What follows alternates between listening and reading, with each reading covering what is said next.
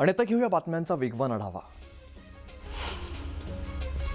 नाशिकमधील पेट्रोल पंपांवरती काल संध्याकाळनंतर अचानक गर्दी वाढली। मर्यादित स्वरूपात पेट्रोल देण्यात येणार आहे अशी अफवा पसरल्यानंतर वाहन चालकांनी गर्दी केलेली होती। त्यामुळे पेट्रोल पंपांवरती लांबच लांब रांगा लागल्या होत्या।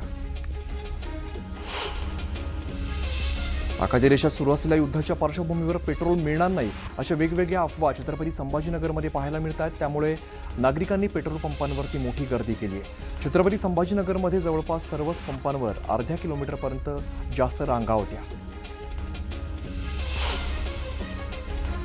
नांदेडमध्येही रात्री पेट्रोल पंपांवरती गर्दी झालेली होती। विशेष करून ग्रामीण भागातील शेतकऱ्यांनी डिझेलसाठी कॅन घेऊन रांगा लावल्या होत्या। डिझेल मिळालं नाही तर शेतीची कामं थांबतील या भीतीने शेतकऱ्यांनी गर्दी केली। सिंधुदुर्ग जिल्ह्यात सध्या पेट्रोल आणि डिझेलच्या तुटवड्याची अफवा आणि भीती पसरल्याचं चित्र पाहायला मिळते। जिल्हाधिकाऱ्यांनी घाबरून जाऊ नका, इंधनाचा पुरेसा साठा उपलब्ध आहे असं आवाहन केलंय। नांदेड जिल्ह्यात अनेक पेट्रोल पंपांवरती गर्दी वाढली आहे, मात्र पेट्रोल डिझेलचा मुबलक साठा उपलब्ध आहे। नागरिकांनी अफवांवरती विश्वास न ठेवता विनाकारण पेट्रोल पंपांवरती रांगा लावू नयेत असं आवाहन नांदेडचे जिल्हाधिकाऱ्यांनी केलंय। पेट्रोल मिळणार नाही अशा वेगवेगळ्या अफवा संभाजीनगरात पसरल्या, त्यामुळे नागरिकांनी पेट्रोल पंपांवरती गर्दी केली आहे। यावेळी पेट्रोल पंपांवर पुरेसा स्टॉक उपलब्ध आहे, मात्र नागरिकांनी गर्दी केल्यामुळे अडचणी वाढतील आणि स्टॉक लवकर संपेल अशी माहिती पेट्रोल पंप मालकांनी दिली। पेट्रोल आणि डिझेलचा साठा संपणार असल्याच्या अफवेने दौंड शहरातील विविध पेट्रोल पंपांवरती दुचाकी आणि चारचाकी वाहनांची प्रचंड गर्दी होती। अनेक नागरिक खबरदारीचा उपाय म्हणून आपल्या वाहनांच्या टाक्या फुल करून घेताना दिसत होते, तर काही जण कॅन आणि बाटल्यांमध्ये इंधन भरून घेत होते।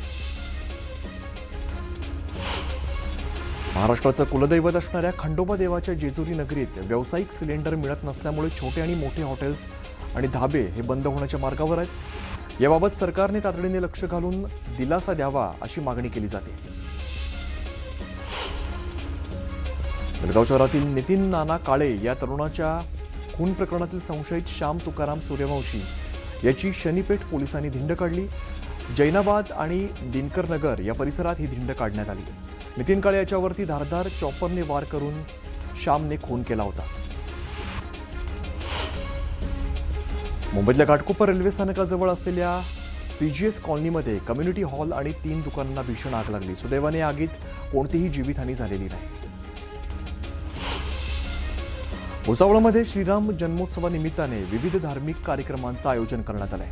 भुसावळच्या श्रीराम मंदिरामध्ये श्रीराम जन्मोत्सव सोहळा उत्साहात साजरा केला जातोय। भाविकांमध्ये उत्साहाचं वातावरण आहे। पावसाळा अवघ्या 2 महिन्यांवरती आला असून मुंबई अद्याप नालेसफाईच्या कामांना वेग आलेला नाहीये। महानगरपालिका प्रशासनाने मान्सून पूर्व नालेसफाईसाठी गाळ काढण्याचं उद्दिष्ट ठेवलंय, मात्र अद्याप उद्दिष्टाच्या केवळ 1 ते 2% गाळ उपसा करण्यात आल्यामुळे यंदाही पावसाळ्यामध्ये मुंबई तुंबण्याची शक्यता वर्तवली जाते। मुंबई शहरात वाढत्या उकाड्याच्या पार्श्वभूमीवर AC लोकलने प्रवास करणाऱ्या प्रवाशांची संख्या झपाट्यानं वाढतेय। आरामदायी गारेगार प्रवासासाठी मोठी पसंती मिळतेय। एकाच दिवशी जवळपास 4 लाख प्रवाशांनी AC लोकलमधून प्रवास केलाय। राज्य सरकारने महाराष्ट्र इलेक्ट्रिक वाहन धोरण 2025 अंतर्गत 2035 पर्यंत एसटीच्या सर्व बस पूर्णपणे विद्युत करण्याचा महत्त्वाकांक्षी निर्णय घेतलेला आहे। त्याची घोषणा परिवहन मंत्री प्रताप सरनाईक यांनी केली। सरकारी नोकरी मिळण्यासाठी तयारी करणाऱ्या तरुणांना रेल्वेनं आनंदाची बातमी दिलेली आहे। रेल्वे भरती बोर्डाने असिस्टंट लोको पायलटच्या एकूण 11,127 पदांच्या भरतीसाठी नोटिफिकेशन जारी केलं आहे। मुंबई पालिकेच्या कर निर्धारण आणि संकलन खात्याने मालमत्ता थकबाकी न भरणाऱ्यांविरोधात आक्रमक पवित्रा घेतलाय। वारंवार सूचना देऊन देखील कर न भरणाऱ्या भांडूप, कांजूर, सांताक्रूजमधील मोकळ्या भूखंडाचा लिलाव करण्याचा निर्णय पालिकेने घेतलाय। छत्रपती संभाजीनगरच्या नामांतराचा मुद्दा पुन्हा एकदा चर्चेत आलाय। गेल्या अनेक दिवसांपासून शांत असलेला विषय स्थायी समितीचे सभापती अनिल मक्रिये यांच्या एका आक्रमक निर्णयामुळे पुन्हा एकदा पेटलाय। चाळीसगाव कृषी उत्पन्न बाजार समितीत मक्याची विक्रमी आवक झाली आहे। देशांतर्गत जास्त मागणीमुळे आखाती युद्धाचा मक्याच्या दरांवरती कोणताही परिणाम झालेला नाहीये। सध्या मक्याला 1400 ते 1850 रुपये प्रति क्विंटल दर मिळतोय। पेट्रोल पंपांवरील वाढती गर्दी लक्षात घेता पोलिसांकडून नागरिकांना आवाहन केलं जात आहे. अफवांवरती विश्वास ठेवू नका, गर्दी करू नका असं आवाहन पोलिसांनी केलं आहे. अखाती देशातील युद्धाचा परिणाम आता पंढरपूरमध्ये जाणवतोय. LPG गॅसचा पुरवठा विस्कळीत झाल्यामुळे अनेक रिक्षा थांबलेल्या, त्यामुळे रिक्षाचालक अडचणीत सापडलेत.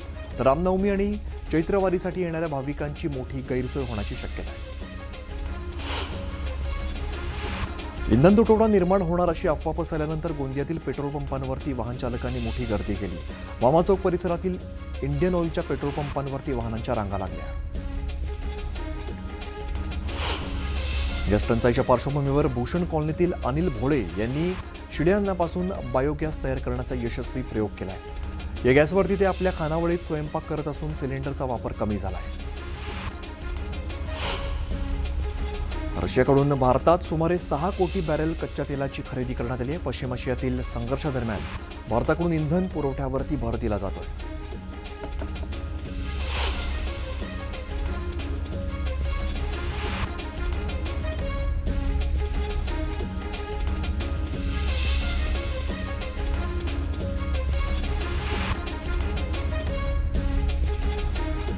अमरावतीतील पंचवटी चौक आणि ITI समोरील पेट्रोल पंपावरती पेट्रोल संपल्यामुळे नागरिकांची मोठी गैरसोय होते. पेट्रोल पंपावरती भर उन्हात नागरिकांनी मोठ्या प्रमाणात गर्दी केली आहे.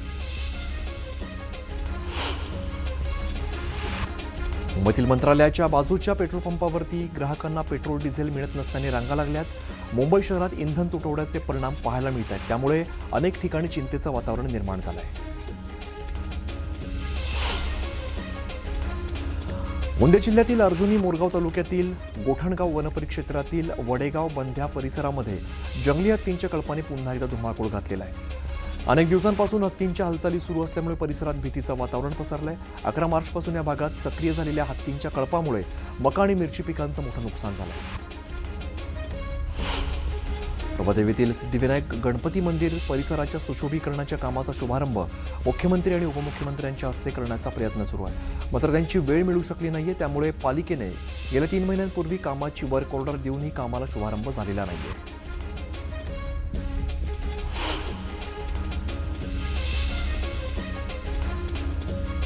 पत्रकार बाळू तुपेंच्या हत्येत अशोक खरातचा सहभाग असल्याचा खळबळजनक आरोप जितेंद्र आव्हाडांनी केलाय. जितेंद्र आव्हाडांच्या आरोपात तथ्य नाही असं म्हणत आरोपींच्या नातेवाईकांनी आरोप फेटाळले. अशोक खरात भाजपाचा प्रचारक होता असं मोठं विधान संजय राऊतांनी केलंय. खरातचा वापर निवडणुकीत करून घेतला असा दावा राऊतांनी केलाय. दरम्यान खरातला हे सर्वजण सहकार्य करत होते असा आरोप त्यांनी केलाय. मुख्यमंत्र्यांनी विधानसभेत दिलेल्या निवेदनावर सुद्धा राऊतांनी टीका केली. विजय वडेट्टीवार यांनी भोंदू खरात प्रकरणावरून जोरदार हल्लाबोल केलाय. या संदर्भातील संबंधित पेनड्राईव्ह समोर आलं तर दोघा-तिघांची विकेट नक्की जाईल असा खळबळजनक आरोप वडेट्टीवारांनी केलाय. तसंच हे प्रकरण दाबलं जाईल आणि सोयीचं जेवढं असेल तेवढंच पुढे आणलं जाईल अशी टीकाही केली आहे. खराच्या ईशानेश्वर मंदिरासाठी 1.5 कोटींचा निधी मंजूर करण्यात आल्याची माहिती समोर आली आहे. 2018 रोजी महायुती सरकारकडून मंदिरासाठी निधी मंजूर करण्यात आल्याचं समोर आलंय. या संदर्भात 31 मार्च 2018 रोजी GR काढण्यात आलेला होता. तत्कालीन पर्यटन मंत्री जयकुमार रावल यांनी 1.5 कोटी रुपयांचा निधी मंजूर केला होता. ईशानेश्वर मंदिराच्या मुख्य गाभाऱ्याखाली एक गुप्त विहीर असल्याची माहिती स्थानिकांनी दिली आहे. या विहिरीचा वापर कशासाठी केला जात होता हे अद्याप अस्पष्ट आहे. मात्र खरातचं फार्म हाऊस आणि मंदिराच्या मधोमध असलेल्या विहिरीजवळ खरात अघोरी पूजा करत होता अशी चर्चा आहे.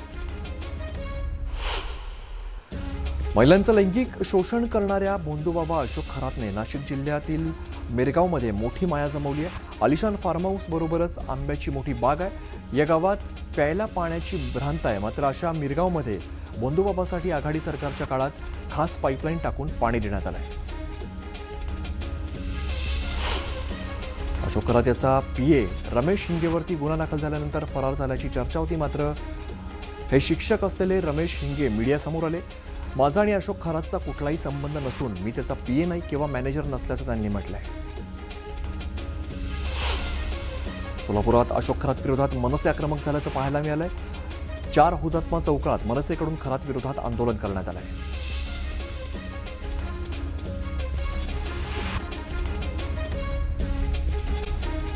नवी मुंबईतील पक्षीप्रेमी फ्लेमिंगोच्या प्रतीक्षेमध्ये आहेत. चालू वर्षातील 3 महिने उलटून गेले तरी सुद्धा अद्याप फ्लेमिंगो नवी मुंबईच्या खाडी किनाऱ्यावरती दाखल झालेले नसल्यामुळे चिंतेचं वातावरण निर्माण झालंय.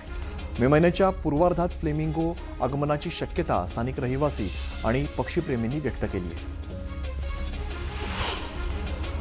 मुंबई मेट्रो मार्ग 11 प्रकल्पासाठी 5,500 कोटींचे जपानी अधिकृत विकास सहाय्य कर्ज देण्यासाठी भारत सरकारसोबत कर्ज करारावरती स्वाक्षरी केली आहे. या प्रकल्पामध्ये 17.51 किलोमीटर मेट्रो मार्गाचा समावेश आहे. देशांतर्गत हवाई वाहतुकीसाठी महत्त्वाच्या असलेल्या उडान योजनेच्या सुधारित स्वरूपास केंद्रीय मंत्रिमंडळाने मंजुरी दिली आहे. यानुसार 10 वर्षाकरता 28,840 कोटी रुपयांचा निधी खर्च होणार आहे. यामध्ये देशभरात 100 विमानतळं विकसित केली जाणार आहेत, तर अत्याधुनिक 200 हेलिपॅड उभारली जातील. अजितदादांची ताकद आपल्याकडे यावी म्हणून घराबाहेर काळी जादू केल्याचं मोठं विधान रोहित पवारांनी केलंय. तर प्रफुल्ल पटेल आणि तटकरेंना पक्ष ताब्यात घ्यायचा होता असा खळबळजनक दावा सुद्धा केलाय. रोहित पवारांकडून संभ्रम निर्माण करण्याचा प्रयत्न केला जातोय. पक्ष ताब्यात घेण्याच्या रोहित पवारांच्या दाव्यात तथ्य नाही असं स्पष्टीकरण रोहित पवारांच्या आरोपांवरती राष्ट्रवादीच्या नेत्यांनी दिलंय. खर्गे समितीच्या अहवालात पार्थ पवारांना क्लीन चिट मिळालेली नाही. तेजवानी आणि पार्थ पवारांनी चुकीचा व्यवहार केला असल्याचा 4,000 पानांचा अहवाल विधिमंडळात सादर करण्यात आला आहे. विधानसभेत भास्कर जाधव आणि गिरीश महाजन यांच्या शाब्दिक चकमक झाली आहे. मुंबई महापालिकेच्या विधेयकावरती बोलू न दिल्यामुळे भास्कर जाधव यांनी अध्यक्षांना दादागिरी का करताय असं म्हटलं. यावरून गिरीश महाजन आणि भास्कर जाधव यांच्यात शाब्दिक चकमक झाली. कांदा प्रश्नाबाबत मुख्यमंत्री देवेंद्र फडणवीसांनी महत्त्वाची बैठक घेतली. कांदा प्रश्नावरती आता कायमस्वरूपी तोडगा काढणं गरजेचं आहे असं मुख्यमंत्र्यांनी स्पष्ट केलंय. दरम्यान कृषी विभागाच्या सचिवांच्या नेतृत्वाखाली एक विशेष समिती स्थापन करण्याचा निर्णय घेण्यात आला आहे.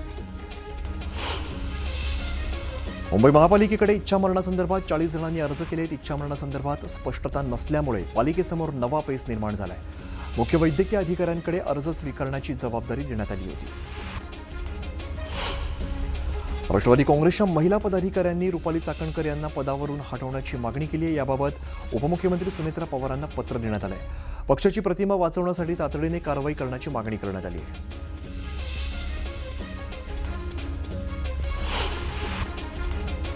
एक महत्त्वाची बातमी आपण बघूयात. 10वी नापास अशोक खरातने तंत्र ज्योतिष आणि बोंदुगिरीमधून करोडोंची माया जमवलेली होती. सिन्नरच्या मिरगावमध्ये त्याने करोडोंची जमीन खरेदी करत काळ्या कारनाम्यांची लंका उभारलेली होती. इथंच त्याच्या बोंदुगिरीची फॅक्टरी सुरू होती.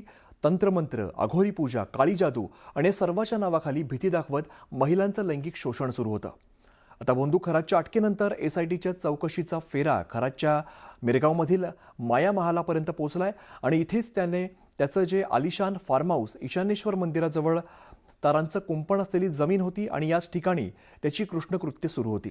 त्यामुळे SITच्या तपासात या माया महालामध्ये दडलेलं सत्य समोर येणार असल्याचं बोललं जात आहे.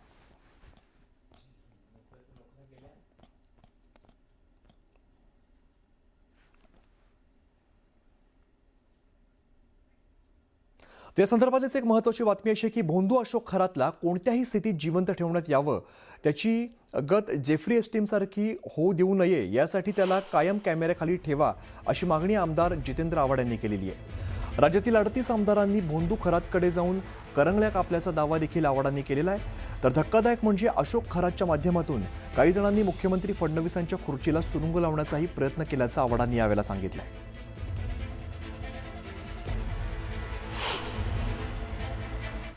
आणि म्हणून जेफ्री एस्टीमचं काय बाहेर येऊच नाही म्हणून 1 मिनिटात 30 सेकंदासाठी अंधार होतो आणि जेफ्री एस्टीम मिडीला सापडतो. अशोक खरातचं असं काही होऊ नये. मी मुख्यमंत्र्यांना निवेदन करणार आहे की कायमच्या कॅमेऱ्यामध्ये अशोक खरातला ठेवा.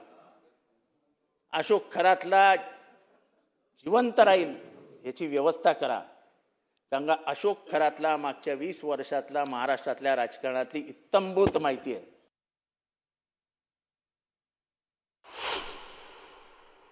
मी अत्यंत खात्रीशीररित्या सांगतो आणि जे माननीय मुख्यमंत्री महोदयांनाही माहिती आहे की अशोक खरातच्या माध्यमातून मुख्यमंत्र्यांच्या खुर्चीला देखील सुरुंग लावण्यासाठी काही जण प्रयत्न करत होते. अशोक खरातांकडे गेले होते पूजा घाला, वेळ येईल तेव्हा नाव उघड करू, आणि ही सगळी माहिती 6 महिन्यापूर्वी मुख्यमंत्र्यांना मिळाली होती. बैठका झाला अशोक खरातांबरोबर झाल्या, आणि अशोक खरातांनी सांगितलं आम्हाला थोडे दिवस द्या, मुख्यमंत्री घरी गेलेले असतील.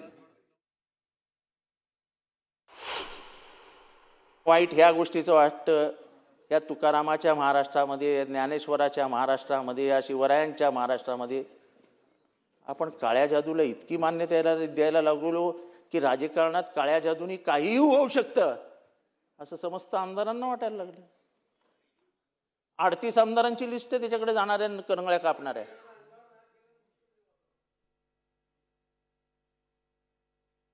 आता परवा मी बघितलं, उभा राहिलेलो इथे, एक जण एकेकाचं बोट तपासत होते. तू नाही ना कापून आला, तू नाही ना कापून आला. हा खरं विखे पाटील साहेब, म्हणजे मी तुमचंही बोट तपासणार आहे कालांतराने. आणि आता घेऊया बातम्यांचा वेगवान आढावा. छत्रपती संभाजीनगर आणि नंदुरबारमधील पोस्ट ऑफिस उडवून देण्याची धमकी देण्यात आली, त्यामुळे परिसरात बंदोबस्त वाढवलेला असून पोलिसांकडून अधिकचा तपास सुरू आहे. झालमाओवादी नेता पापा रावने आपल्या 17 सहकाऱ्यांचं आत्मसमर्पण केलंय. छत्तीसगडच्या उपमुख्यमंत्र्यांसमोर आत्मसमर्पण करणाऱ्या पापा राववरती तब्बल 2 कोटी रुपयांचं बक्षीस होतं. राज्यात 2 खासगी कौशल्य विद्यापीठांना मान्यता देण्याचा निर्णय घेण्यात आलेला आहे. कौशल्य विकास मंत्री मंगलप्रभात लोढा यांनी याबाबतची घोषणा केली आहे. लातूर आणि पुणे या ठिकाणी खासगी विद्यापीठं सुरू होणार आहेत. महत्त्वाची बाब म्हणजे या विद्यापीठांमध्ये स्थानिक विद्यार्थ्यांसाठी 60% जागा राखीव ठेवण्यात येणार आहेत. सांगली तुकाडाने त्रस्त नागरिकांना आज पावसानं दिलासा दिलाय. संध्याकाळी 7च्या सुमारास अर्धा तास जोरदार पाऊस झाला. अचानक आलेल्या पावसामुळे बाजारपेठेत व्यापाऱ्यांची मात्र धावपळ झाली, पण उष्णतेपासून मात्र नागरिकांना मोठा दिलासा मिळालाय. एकविरा कार्ला गडावरती चैत्र यात्रेसाठी भाविकांची गर्दी वाढतेय, पण रस्त्यावरती लावलेल्या फ्लेक्समुळे वाहन चालकांना त्रास होत असून अपघातांचा धोका वाढलेला आहे. प्रशासन कारवाई करत नसल्यामुळे मडवली कार्ला ग्रामस्थांनी उपोषण सुरू केलं आहे. रिक्षावाल्यांच्या पुनर्वसनाबाबत सुप्रीम कोर्टाचे आदेश असूनही कारवाई होत नसल्यामुळे ई रिक्षा संघटना आक्रमक झाली आहे. उपोषणाचा आजचा 3रा दिवस असून आंदोलनकर्त्यांची प्रकृती खालावली आहे. 2 जणांची अवस्था ही गंभीर आहे. दरम्यान राज्य सरकारने तातडीने लक्ष घालावं अशी मागणी संघटनेकडून केली जाते. पंढरपूर तालुक्यातल्या जळवली जिल्हा परिषद शाळेच्या विद्यार्थ्यांनी थेट महाराष्ट्र विधिमंडळाला भेट दिली. शिक्षण मंत्री दादासाहेब भुसे आणि आमदार अभिजित पाटील यांनी मुलांना कामकाज समजावून सांगितलं. ग्रामीण भागातील मुलांना विधान भेटीचा खास अनुभव मिळाला. परभणी महापालिकेमध्ये वांगी रोड परिसरातील हनुमान मंदिर आणि पंचशील ध्वज काढल्याच्या प्रकरणानंतर शिवसेना आणि दलित बांधवांनी पालिका प्रशासनाची भेट घेतली. संबंधित जागेवरती पुन्हा मंदिर उभारण्यात यावं अशी मागणी प्रशासनाकडे करण्यात आली आहे. कुरगाव या ठिकाणी भारतरत्न डॉक्टर बाबासाहेब आंबेडकर तलावामध्ये हजारो मासे मृत्युमुखी पडलेत. तलावातील पाणी प्रदूषित झाल्यामुळे ही परिस्थिती निर्माण झाल्याचा आरोप स्थानिकांनी केलाय. कुजलेलं अन्न, धार्मिक कचरा आणि अनेक वर्षांपासून पाणी न बदलल्यामुळे तलावाची अवस्था बिकट झाली आहे. मात्र पालिका प्रशासन याकडे दुर्लक्ष करत असल्याचा आरोप केला जातो आहे. जळगाव जिल्ह्यातील आमोदा परिसरामध्ये शेतकरी खरीप हंगामाच्या तयारीला लागलेत.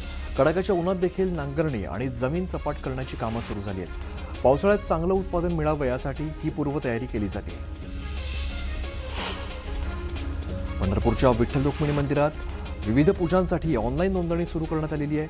1 एप्रिल ते 31 जुलै कालावधीसाठीची नोंदणी काही तासांमध्ये फुल झाली आहे. देशविदेशातून भाविकांचा मोठा प्रतिसाद मिळत असून या प्रक्रियेमधून सुमारे 88 लाखांची देणगी जमा झाली आहे. रामनवमीच्या निमित्ताने जळगावच्या एरंडोल तालुक्यातील उतराण या ठिकाणी भव्य बैलगाडा शर्यत रंगलेली आहे. राज्यभरातून 350 पेक्षा अधिक बैलजोड्या यामध्ये सहभागी झालेल्या असून शेतकऱ्यांमध्ये मोठा उत्साह पाहायला मिळतोय.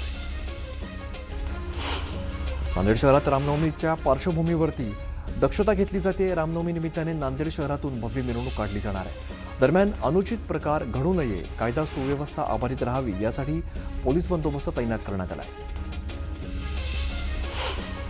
सांगलीतील आरेवाडी या ठिकाणी बिरोबा देवाची यात्रा मोठ्या उत्साहात पार पडली. गुढीपाडव्यानंतर सुरू झालेल्या 3 दिवसीय यात्रेला देशभरातून 2 लाखांपेक्षा अधिक भाविकांनी हजेरी लावली. श्रद्धा आणि परंपरेचा संगम या ठिकाणी पाहायला मिळतोय.